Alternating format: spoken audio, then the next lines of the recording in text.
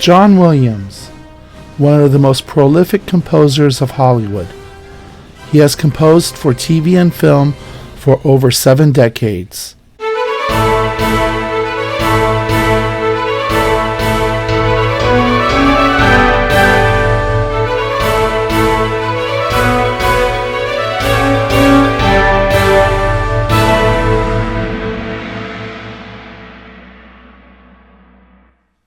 Hello friends, this is Alfred Surenyan and welcome to the Pasha Music Network. Today we're going to continue the discussion of John Williams and his career as a composer. And in particular, we're going to be talking about his film music. But before we get into the discussion, if you're enjoying these videos, please go ahead and subscribe to the channel as it will help grow. And also, please, if you really like this video, go ahead and click the like button for the video and also make a comment. Make a comment about which one of these films that you like and enjoyed. And we can have a little discussion about that. Now back to John Williams. John Williams' career started back in the 1950s. He was playing the piano in recording sessions at the MGM studios. And these were done under the direction of Alfred Newman. And then as he went and progressed on, he was asked to compose. And particularly, he was composing in the genre of jazz music. And that's because he was predominantly a jazz musician. Then later on started becoming a classical musician as he developed his career. In the 1960s, starting in the late 1950s, going into the 60s, he was predominantly composing for TV. He did a lot of numerous, very well-known TV shows, and we're going to be discussing a couple of them just because there's too many of them to discuss, so we'll discuss only a few of them. And by the 1970s, he started to compose for the motion pictures, and that is when he started becoming a household name by the late 1970s. Now, there's a lot of scores here, lots of movies, and we can only discuss a few of them. Otherwise, this video would be about 3 hours long. So I'm going to be pointing out some of the highlighted big ones. If you want to see the list of all of his scores, you can go to johnwilliams.org, and there you can see an entire list of all his scores. So with that said, let's go ahead and look at his scores starting from TV. In the 1960s, John Williams predominantly composed for TV. Some of the works that he did were for General Electric Theater, Kraft Mystery Theater, Ben Casey, The Tammy Grimes Show, and The Time Tunnel. In the early 1960s, he contributed to the well-known TV show Gilligan's Island. He didn't compose the theme for the TV show, but he did compose the theme for the unaired pilot. This theme is very different than the one that we hear on the TV show. It is a calypso genre, and you can actually hear it here on YouTube. The link is in the description below. He also did the underscore for the first 6 episodes of the show. John Williams started with composing for science fiction with Lost in Space. He composed the theme for the first season and for season 2 and 3. So he basically composed the theme for the entire series. There were 2 themes.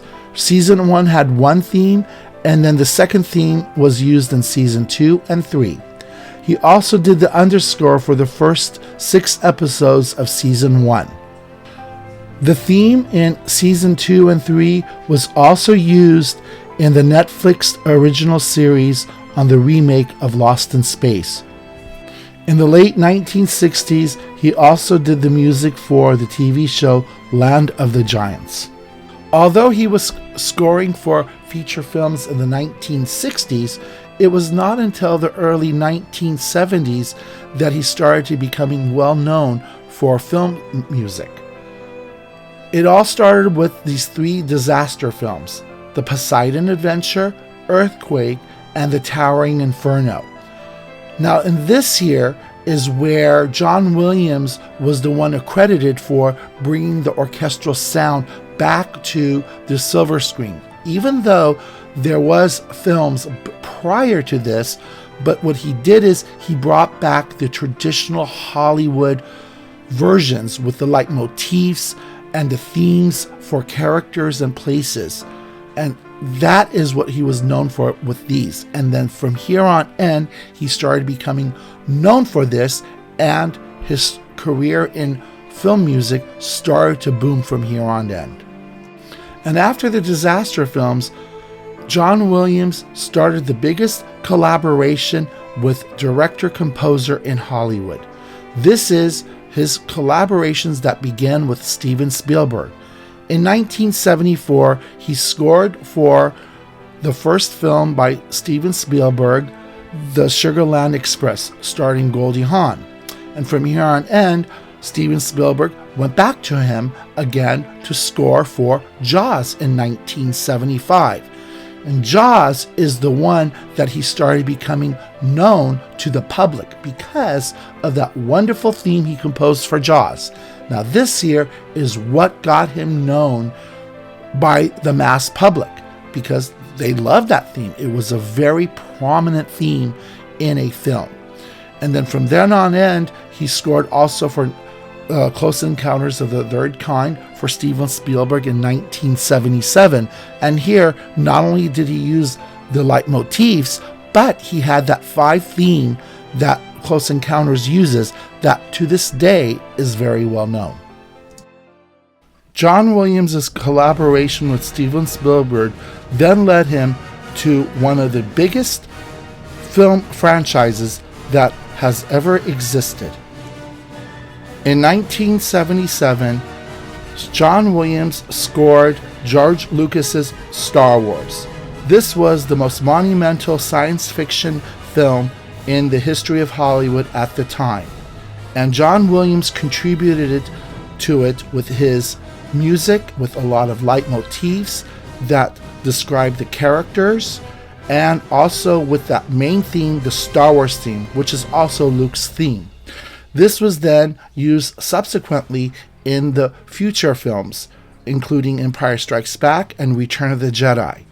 In Empire Strikes Back, he introduced 2 very well-known themes, the Imperial March, which is Darth Vader's theme, and Yoda's theme. And then he rolled it over to Return of the Jedi, adding more leitmotifs into the film. This then wrapped up the original trilogy. In 1999, George Lucas began the prequel trilogy. Again, John Williams came back to score for this trilogy. He brought back a lot of the themes from the original trilogy while adding in new themes. He also brought back the Emperor's theme because the Emperor, who is also the Chancellor Palpatine, is the same person, so therefore he used the same leitmotif for that character. Revenge of the Sith included a lot of the themes from the original trilogy as well as the prequel trilogy. It was a culmination of all of these themes into one film, and it became one big epic score. A decade later, he returned to do the sequel trilogy. This time, of course, it was bought by Disney, and George Lucas was not involved at this time. However, John Williams came back to not only score The Force Awakens, but the entire trilogy. His comment at one of the concerts was that he wanted to do both the Last Jedi and the Rise of Skywalker because he loved the character of Rey and he did not want anybody else to score for her. So therefore, he signed the contract to doing all of these. And at the end, in the Rise of Skywalker, not only did he compose for the film, but he finally had a cameo. He has a cameo, probably about 2 seconds long, but you can recognize him. It is toward the last chapter of the film, so take a look for it. He's right there. Hint, he's wearing an eye patch. This is a very historical element in Hollywood because John Williams is the only composer in the history of Hollywood to compose for an entire franchise, 9 films. Now, of course, there's The Lord of the Rings, which Howard Shore composed all of the films in that franchise. However, that's 6 films. This is 9 films. And looking back at other franchises, such as Planet of the Apes, the original franchise, 5 films, and they used multiple composers, and including in the remake in the last decade of the Planet of the Apes. Each film had a different composer, so there was a different take when it comes to that. It's not the fact that he's the only composer that composed for it, because, like I said, Lord of the Ring, it's Howard Shore for all of them. As a matter of fact, John Williams is the only composer that did Indiana Jones franchise. But again, here, 9 films as opposed to 5 films or 4 films, etc. So this is very monumental that one composer took their work and took it from one film to the other to 9 films. The only 2 films that John Williams did not score for in all of the Star Wars franchise is Rogue One and Solo: A Star Wars Story. However, there was a lot of elements of him in those films. In Rogue One, his themes were used throughout the entire film. He was not involved, but his music was there. However, in Solo: A Star Wars Story, he was more involved. John Powell composed for that film. However, John Williams himself composed the Han Solo theme. He has never composed a Han Solo theme before, but this is the first time he finally did it. He composed a theme for Han Solo, and so therefore that was incorporated along with some of his other themes that John Powell incorporated into there. John Williams did not stop here, though. When we went into the TV shows and the streaming service of Disney Plus, he composed Obi-Wan's theme for the Obi-Wan TV series. He did not compose for it, but he did compose the Obi-Wan theme. So that kind of brings it on a full circle here. The music of Star Wars is a big research for me. I am in the process of writing a book, and I have been doing a lot of research on this. And in the future installments of the Pasha Music Network, there will be more in-depth and detail of these films and the music that John Williams has composed. After he composed for Star Wars, other directors started to find interest in his music, such as Superman. He composed the music for Superman the movie, and he also did the sequel, Superman 2. However, he did not do any more Superman films to even the current day. But his theme for Superman has been used in subsequent films in this series with Christopher Reeves, but also in Superman Returns, and the new one that's coming up this year, his theme will be used again. This theme is really much associated with Superman, and so therefore John Williams is known for this as well. And who can forget E.T. the Extraterrestrial? This is one of the most beloved films of the 1980s. And John Williams, of course, came back and scored for this. Well, because it is a Steven Spielberg film, and pretty much most of Steven Spielberg's films has been scored by John Williams. And the theme in this for E.T. is so well known to this day, people still hum and sing this theme.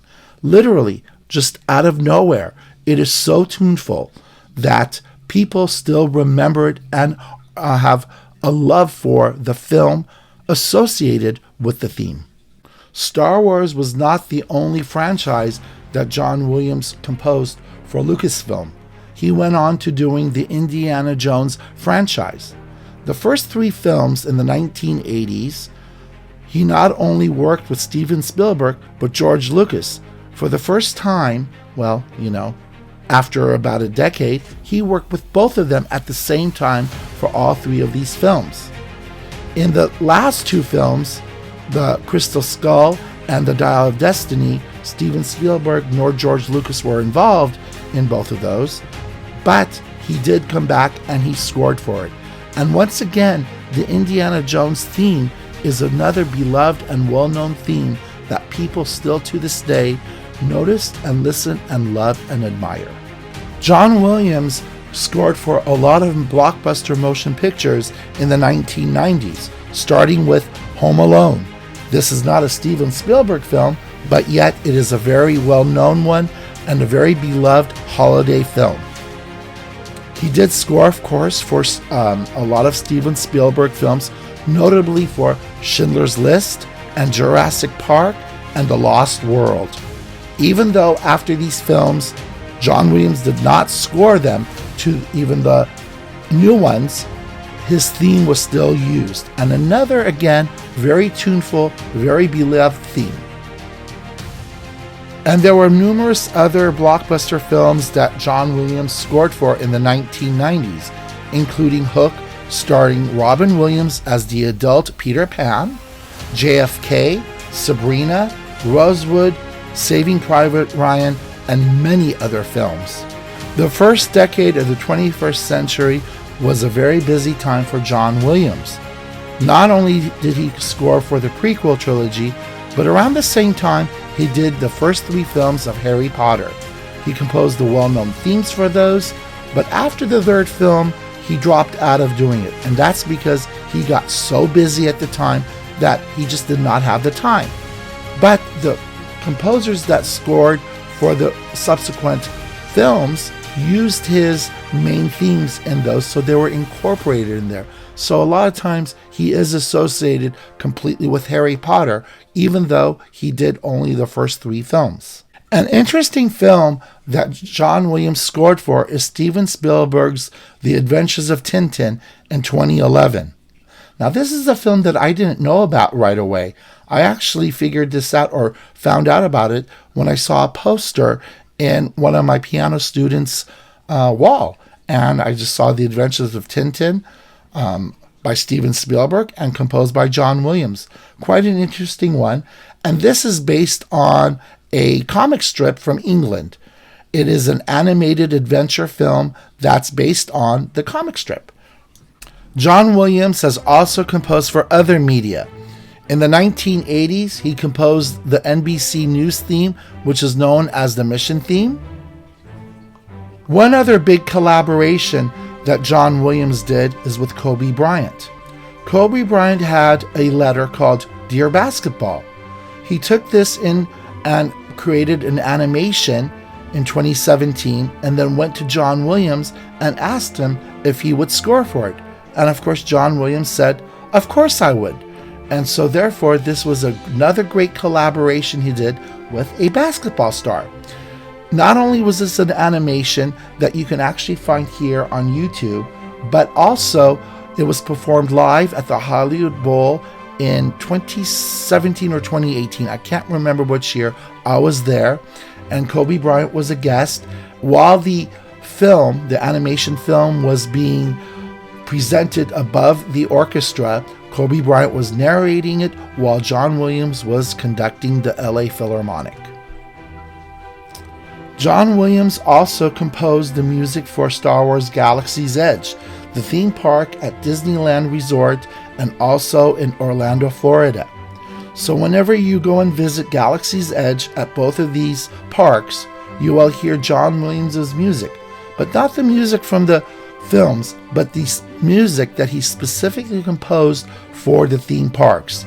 You can hear clips of it from here and there while you're walking around and having fun in a galaxy far, far away.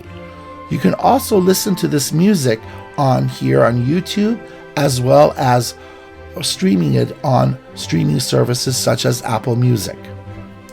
In January of 2024, the Sony Music Building, located at Sony Studios in La Cienega, was renamed as the John Williams Music Center. There was a dedication done in his honor, and this is because of his contribution to Hollywood. And so therefore, this studio where all of his film scores were recorded, and as well as his career started as a performer on recordings back in the 1950s, has now become the John Williams Music Center. In the summer of 2024, Disney added John Williams into the Disney Hall of Fame.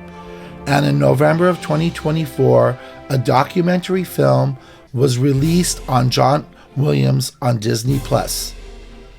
This documentary is a detailed information about his career from the beginning all the way to the present day. Literally, it starts from the beginning, meaning when he was a child, when his music education started, how he grew up in a musical family. And a lot of people are interviewed, including John Williams himself, Steven Spielberg, other directors and producers. His daughter is also interviewed on this documentary. So I would really highly recommend to watching it because it is absolutely an amazing interview. So anyways, this is a wrap for today, and hope to see you next time. And please don't forget to like this video and subscribe. If you enjoyed today's video, please consider to like the video and subscribe to the channel. This will help the channel grow for future videos on music history, music topics, world music, and music education. Please visit our website at pashamusic.com for more information on what we produce. We love to hear from you, and if you have a suggestion on a future video topic, please email us at info@pashamusic.com.